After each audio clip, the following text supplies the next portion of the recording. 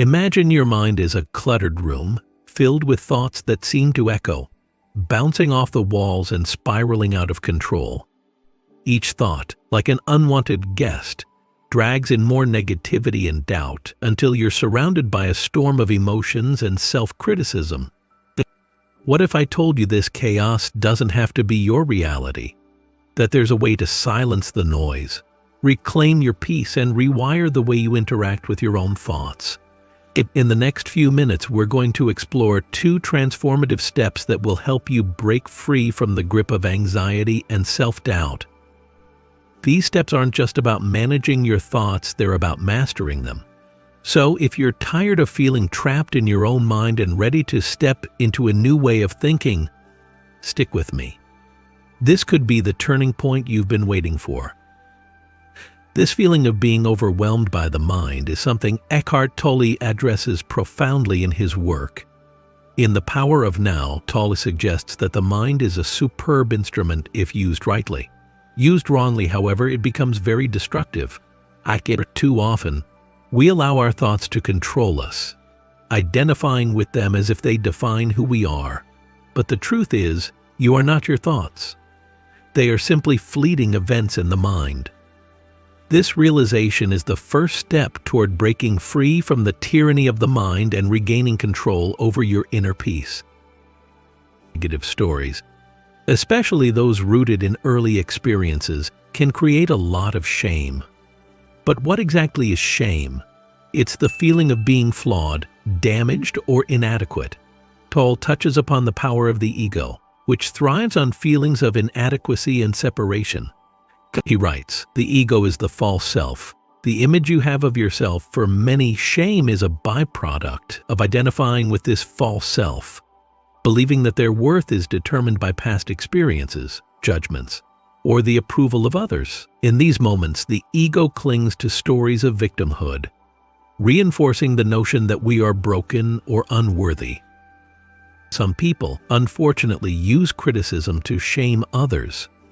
If a person doesn't have a foundational sense of self-worth, criticism can become damaging instead of just unfavorable feedback. Why did it deal in these? But the key here is to recognize that criticism, either from others or yourself, only affects you when you identify with the ego. If you detach from that false self-image, criticism no longer holds power over you. As Tolle puts it, when you are present, you can allow the thought and the emotion to come and go without identifying with them. This ability to step outside the mind and observe your thoughts without attachment is a powerful way to regain your inner peace.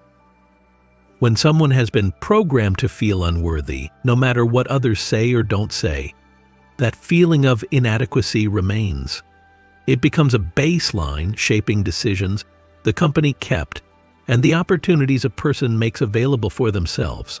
This negative self-appraisal can heavily influence the course of one's life. But as Tolle emphasizes, the past has no power over the present moment. By anchoring yourself in the present, you can free yourself from the past's grip and open up to new possibilities. These negative stories don't just create feelings of inadequacy, they can also fuel anxiety and self-doubt. Anxiety is often rooted in the fear of the future, while self-doubt is the result of identifying too strongly with a limited idea of who you are.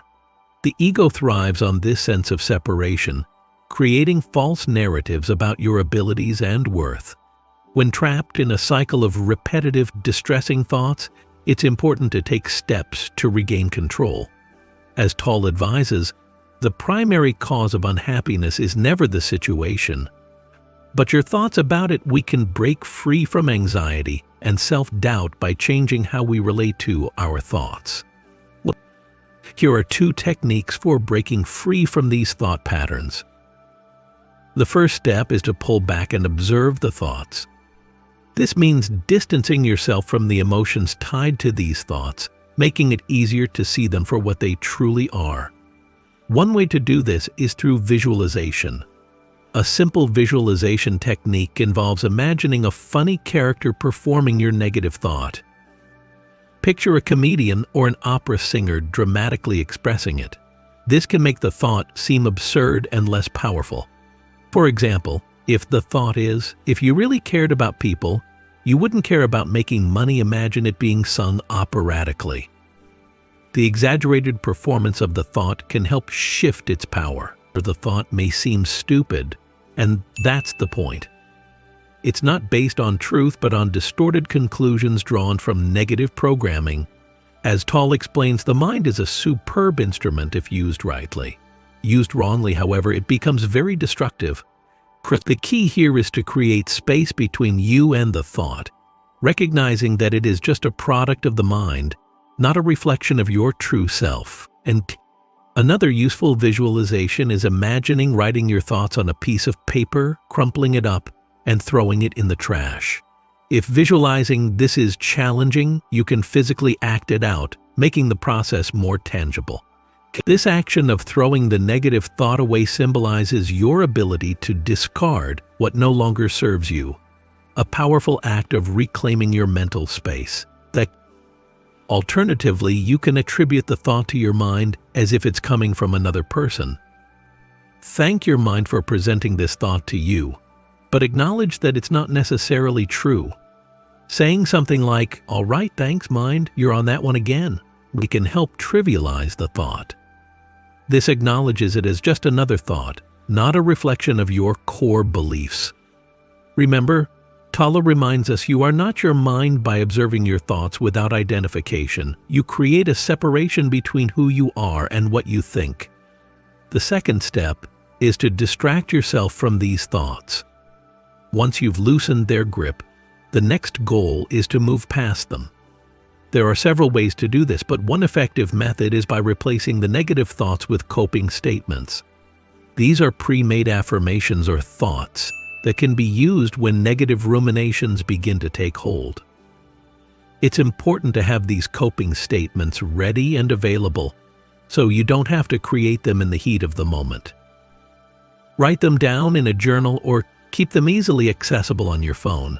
Over time, with enough repetition, you may find you no longer need to read them, they'll come naturally. Tolle's teachings about the power of presence and awareness are crucial here. The moment you realize you are not your thoughts, you become present to what is, he writes. The simple act of becoming aware and present is a key strategy in overcoming negative thought patterns. The coping statements should feel like your own voice. Here are some examples to get started. My emotions do not reflect reality. I am allowed to struggle. It's okay not to be okay. I don't have all the answers, but I can tolerate uncertainty. I accept who I am while I continue to improve myself. These statements are particularly helpful because they focus on self-acceptance and the understanding that self-improvement is a lifelong process. And for individuals struggling with low self-confidence, it's important to remember that your current state is valid, even if you're still on the path of self-improvement. Don't wait for some idealized version of yourself to emerge before you feel worthy.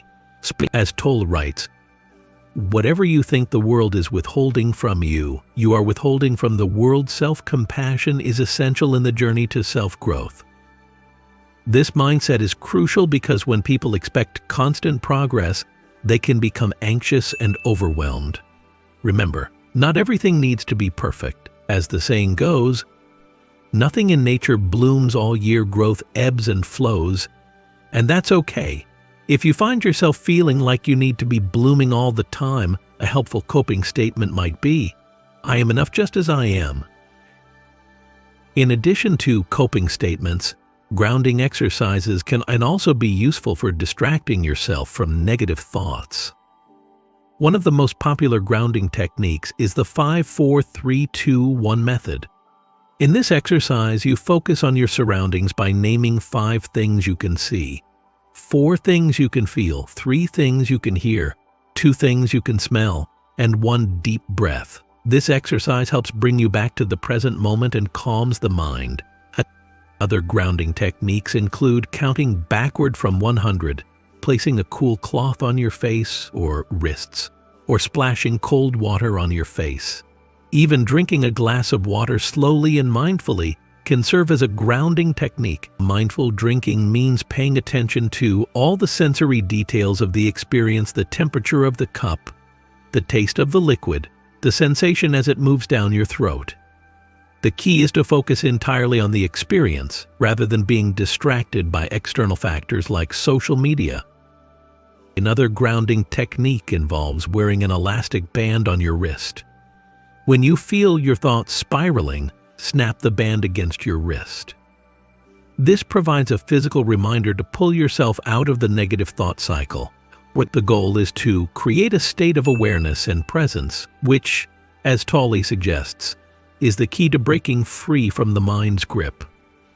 Paying attention to your breath is another powerful grounding tool. Instead of simply noticing that you're breathing, focus on the sensation of air moving in and out of your nostrils or the rise and fall of your chest and abdomen. This can help anchor you in the present moment, allowing you to step outside the mind and return to the peace of the now. Lastly, a technique that can help is focusing on colors. Pick a color and look around the room, noticing all the objects that match it. Then choose another color and do the same. This can be a fun and engaging way to shift your attention away from distressing thoughts.